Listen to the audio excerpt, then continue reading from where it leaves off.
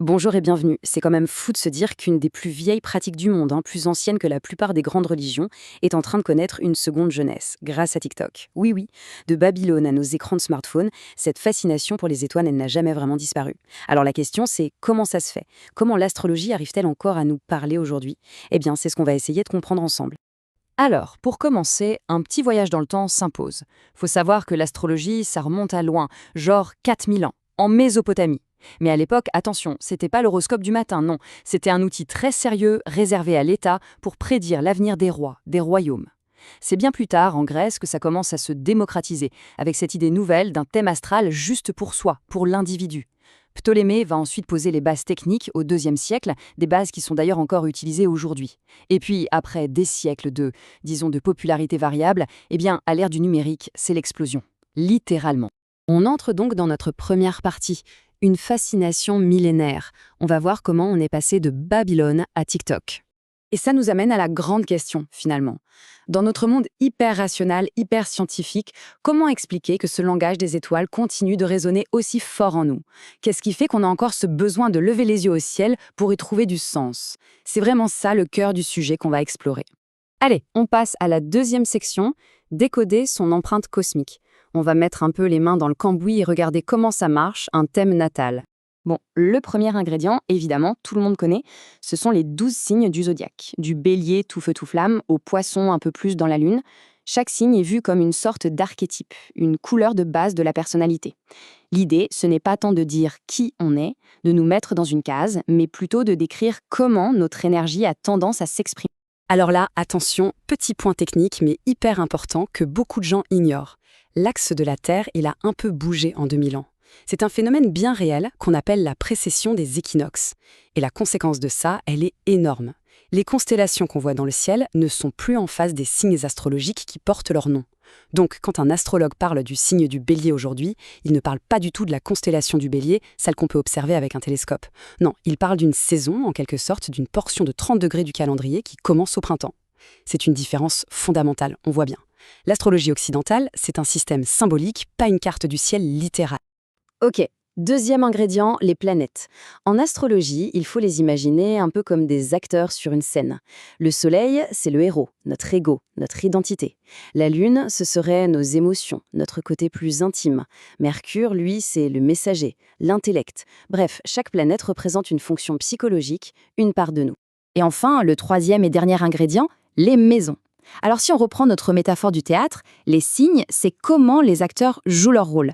Les planètes, c'est qui sont ces acteurs? Eh bien, les maisons, c'est tout simplement le décor. C'est la scène où l'action se passe. Ça peut être la maison de la carrière, la maison de la famille, celle des relations, chaque domaine de notre vie en fait.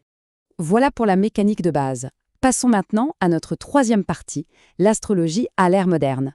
On va voir comment on est passé du simple horoscope à un véritable outil d'introspection. Et force est de constater qu'aujourd'hui, l'astro est partout, vraiment partout.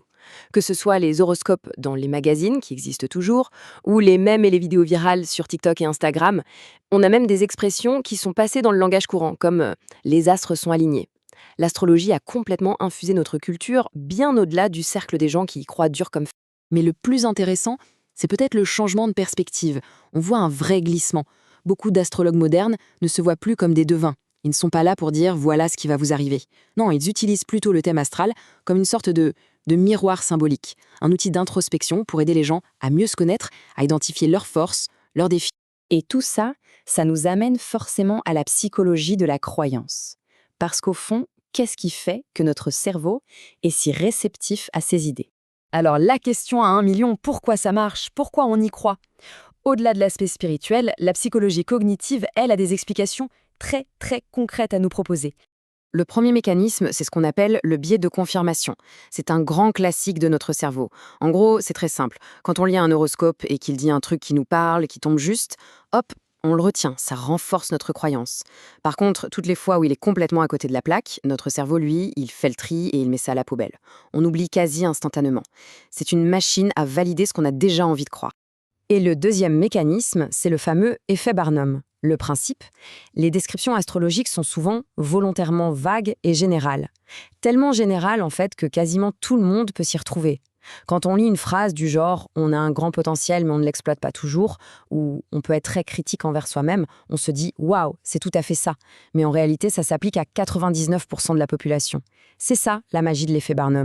Bon, après la psycho, il faut bien qu'on aborde le point de vue de la science. 5e partie, la science face aux étoiles. Regardons un peu ce que dit la critique scientifique. Et là, il faut le dire, du côté des scientifiques, le dossier est assez vite classé. Les arguments sont assez nets. Premièrement, il n'y a tout simplement aucune force physique connue qui pourrait expliquer comment Mars ou Vénus pourraient nous influencer à une telle distance.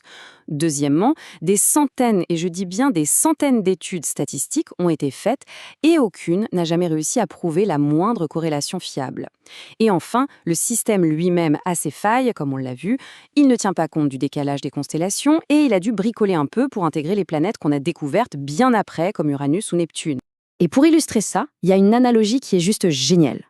On entend souvent l'argument de la Lune, qui influence bien les marées, hein.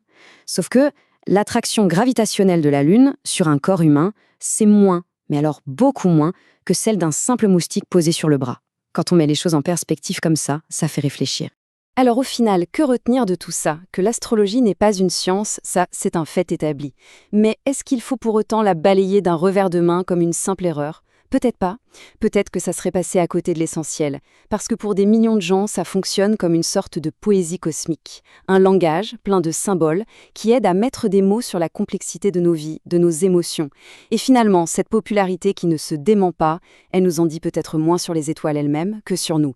Sur notre propre quête éternelle de sens dans un univers qui, lui, reste désespérément silencieux.